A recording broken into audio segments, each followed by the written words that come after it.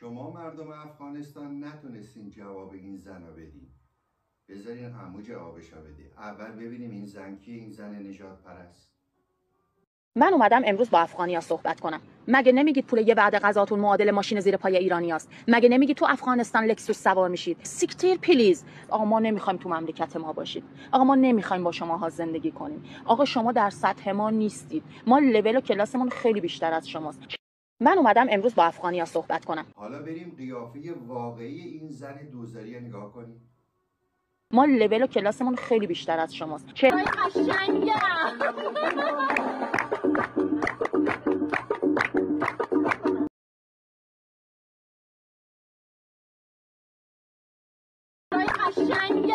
اولا تو یه زن دوزاری نجات پرست بیناموس که هیچ کسی تو را آدم حساب نمیکنه که با فیلتر میای، که میگی که ما، اولا از جانب ما حرف نزن، از جانب مردم، از جانب خودت حرف بزن. زنی که یه جنده دوزاری شاشو، تو از اونایی که تو ماشین میکننه، من شک ندارم. حتی ارزش اینی که ببرنه تو رخت خواب و تو هتل و تو اتاق خوابم نداری. تو همون ماشین شلوارت میکشن پایین، یه 10 تومن 20 تومن بهت میدن، خداحافظ.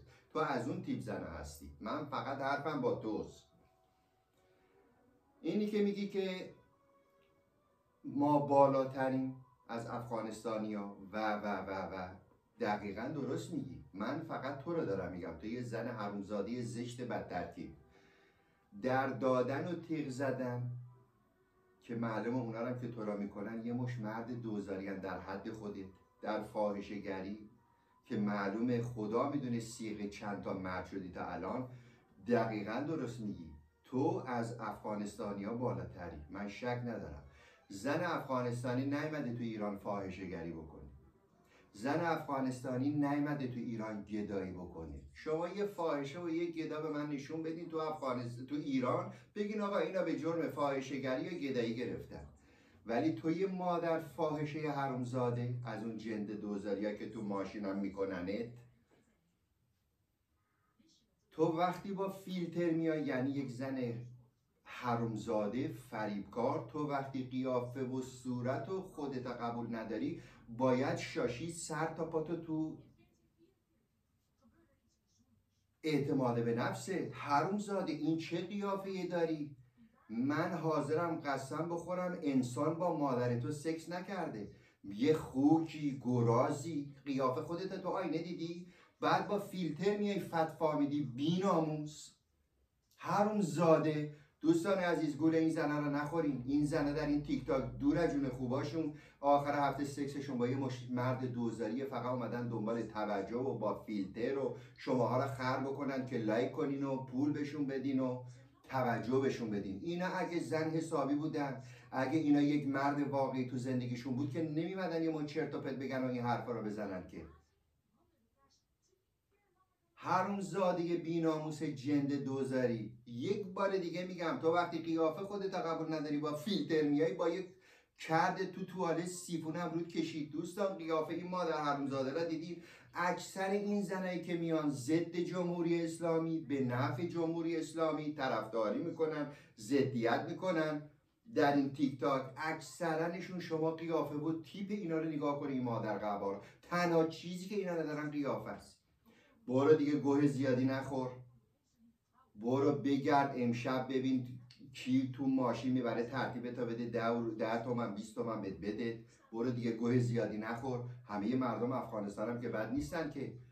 ما نمیخوایم و ما لولمون بالاتره. تو در دادن و فاحشه گری و سیغه شدن زیر پای هزار تا، دقیقا درست میگی. ای مردم ایران، مردم افغانستان نیومدن دنبال خوشگذرانی تو ایران. من اونایی که خلاف میکنن، غیر قانونی میان، من میگم برگردونین افغانستان. من حرفم اونا نیست. من حرفم و طرفداری من مظلومه. عراقی ها 8 سال ما را کشتن، اسیر گرفتن، شکنجه کردن، جوانای ما را کشتن. الان میان تو ایران خوشگذرونی، هتل براشون درست کردن. اونا رو بیرون بکنید. کشورهای عربی دیگه برای دارو و مریضی و بیمارستان و جراحی مجانی میان تو ایران. اونا رو بیرون بکنین. نه این بدبختایی که پاسپورت دارن قانونی 30 سال 40 سال اونجا دارن زندگی میکنن، آزار اکثرنشون هم به مورچه نرسیده. اون عراقی ها رو بیرون بکنین، اونا برای خوشگذرونی تو ایران میان. شد یه بار بیاین داد بزنین چرا اینا میان تو کشور ما؟ شما یه مش، اکثر شما ایرانی یه مش حرومزاده در این تیک تاک، به خصوص این زن فاحشه نژاد پرست و فرصت طلبی، حرومزاده این. برو دیگه گوه زیادی نخور. دوستان عزیز، یک بار دیگه قیافه نحس اینا نگاه بکنید. ای خار اون سازنده تا گاییدم.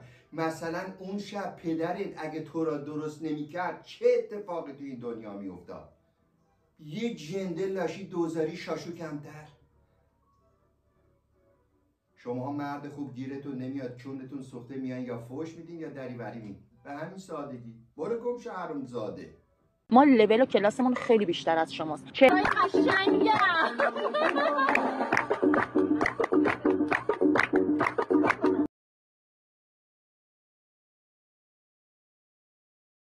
قشنگ